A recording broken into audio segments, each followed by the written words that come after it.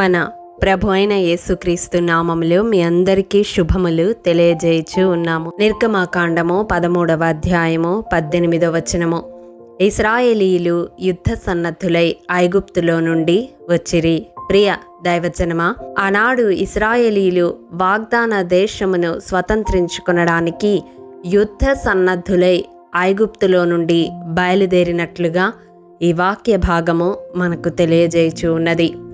రక్షించబడిన విశ్వాసి ఈ విషయమును జాగ్రత్తగా గ్రహించాలి.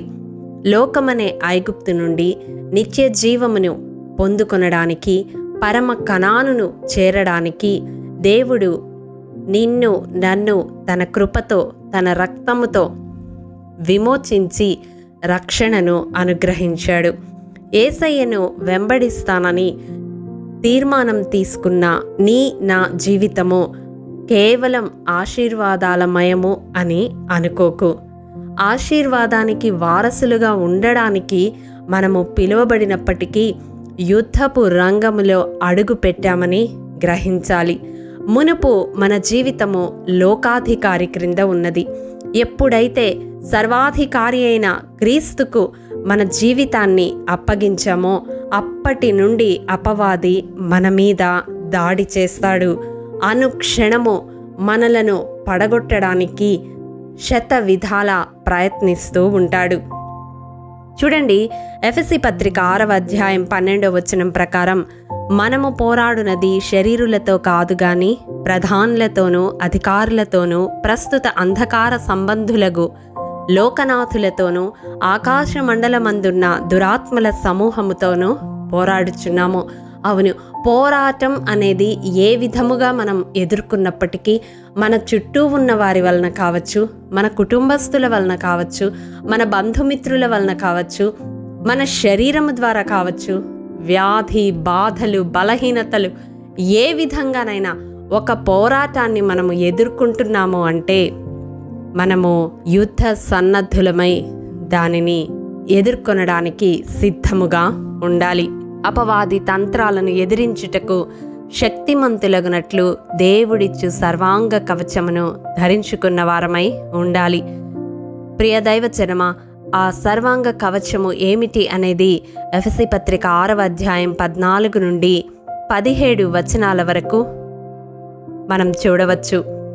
నడుమునకు సత్యమును దట్టి, నీతి అను మైమరువు, పాదములకు సమాధాన సువార్త వలనైన సిద్ధమనస్సను జోడు, విశ్వాసమను డాలు, రక్షణయను శిరస్త్రాణము, దేవుని వాక్యమును ఆత్మఖడ్గము. వీటిని ధరించుకుంటే మనము అపవాది వేయుచున్న అగ్నిబాణములన్నిటినీ ఆర్పివేయడానికి శక్తిమంతులవుతాము.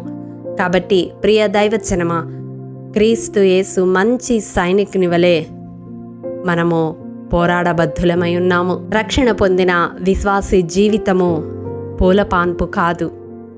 ఎప్పుడు ఏ వైపు నుంచి అపవాది దాడి చేస్తాడో మెలకువ కలిగి ప్రార్థన యందు కనిపెట్టేవారముగా మనం ఉండాలి.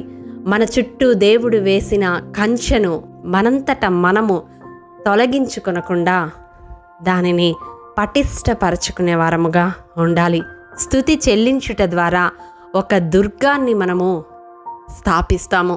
కాబట్టి రక్షణ పొందిన నా జీవితంలో ప్రార్థన, స్తుతి యాగము మరువక ఎడతెగక చేస్తూ ఉండాలి.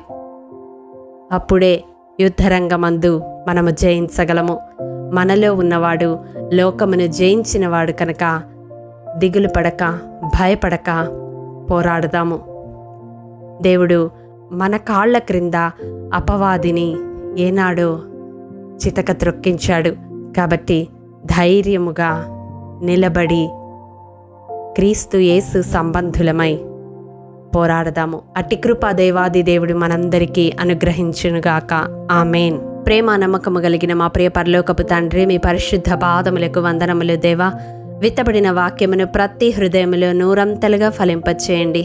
దేవా, మా జీవితాల్లో రక్షణ పొందిన మేము యుద్ధపు రంగమందు ఉన్నామని అనుక్షణము జ్ఞాపకం చేసుకుని నాయన సర్వాంగ కవచమును ధరించుకున్న వారమై అపవాది వేయుచున్న అగ్ని బాణములను ఆర్పుటకు శక్తిమంతులమగునట్లు నీ పరిశుద్ధాత్మ సహాయమును మాకు దయచేయమని యేసు అతి పరిశుద్ధ నామం పేరట అడిగి పొందుకొని ఉన్నాము తండ్రి, ఆమెన్. ప్రియ దైవజనమా, అనుదినము షారోన్ మన్నా ద్వారా అడగబడుచున్న బైబిల్ క్విజ్ ప్రశ్నలకు సమాధానములు ప్రతి నెల మొదటి వారము కామెంట్ బాక్స్లో పోస్ట్ చేయబడతాయి.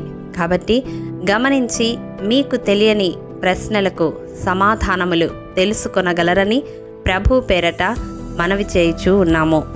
ప్రియ దైవజనమా, ఈ దినం బైబిల్ క్విజ్ ప్రశ్న: కొందరు యేసు ఉన్న చోటికి పైగా ఇంటి కప్పు విప్పి సందు చేసి ఎవరిని పరుపుతోనే దింపిరి? ప్రియ దైవజనమా, ఈ దినము జన్మదినము, వివాహ దినము జరుపుకుంటున్న వారికి షారోన్ గ్రూప్ తరపున హృదయపూర్వక శుభాకాంక్షలు తెలియజేయుచూ ఉన్నాము. దేవుడు శ్రేయస్కరమైన ఆశీర్వాదములతో ఈ సంవత్సరాది నుండి సంవత్సరాంతము వరకు మిమ్ములను నింపాలని ప్రార్థిస్తూ ఉన్నాము. ఆమేన్.